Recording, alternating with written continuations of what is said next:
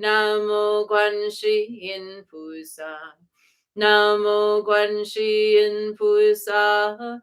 Namo Guan Shi Yin Pusa.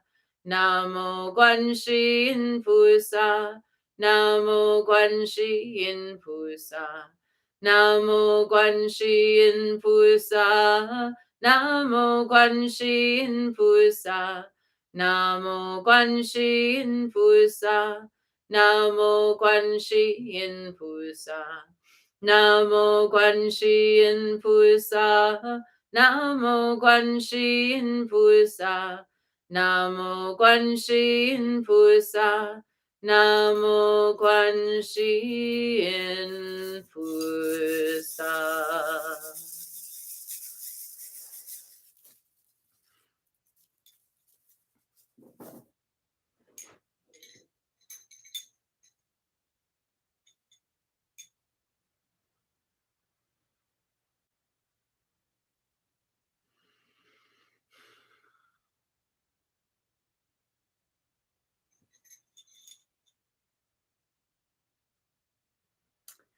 And our brief practice for Tara, long life practice.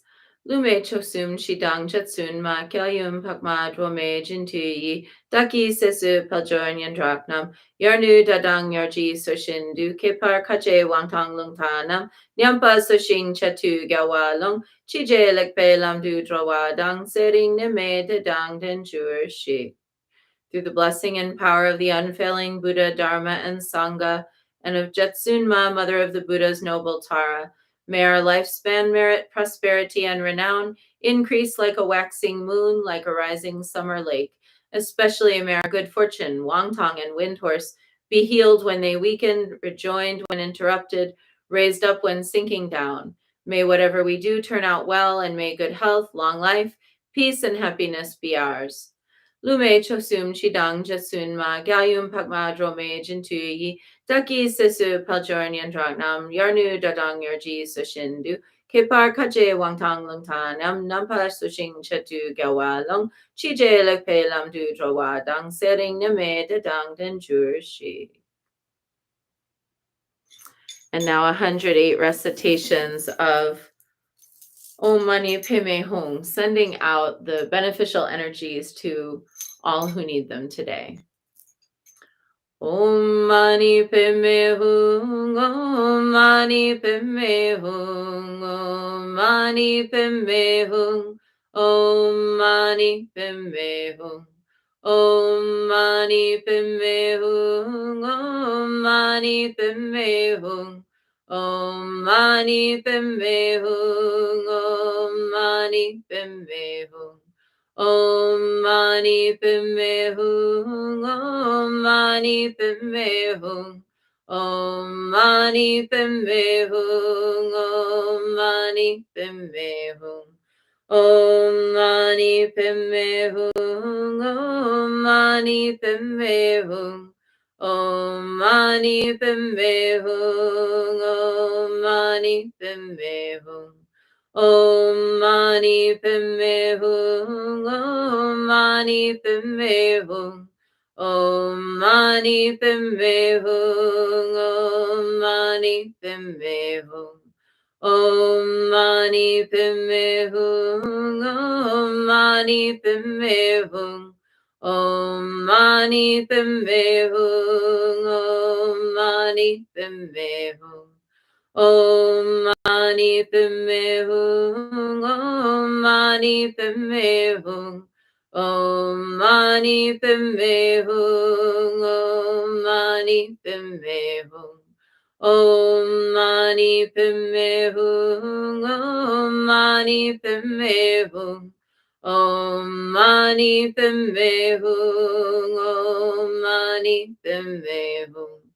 Om Mani Padme Hum, Om Mani Padme Hum, Om Mani Padme Hum, Om Mani Padme Hum, Om Mani Padme Hum, Om Mani Padme Hum, Om Mani Padme Hum, Om Mani Padme Hum.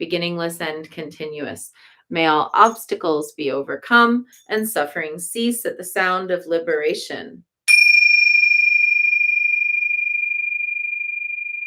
May all beings be free from suffering and its causes. May all beings have happiness and its causes. May we carry the essence of Guanyin in our hearts. Namo Guanxin Pusa. And we close with a bow to Guanyin, bow to one another, and a bow to the inner teacher. And wishing everyone a day of really confronting those things in yourself that maybe you've identified with so strongly that they're not letting you be the fullness of who you truly are. I'm going to do the same thing. Be back tomorrow.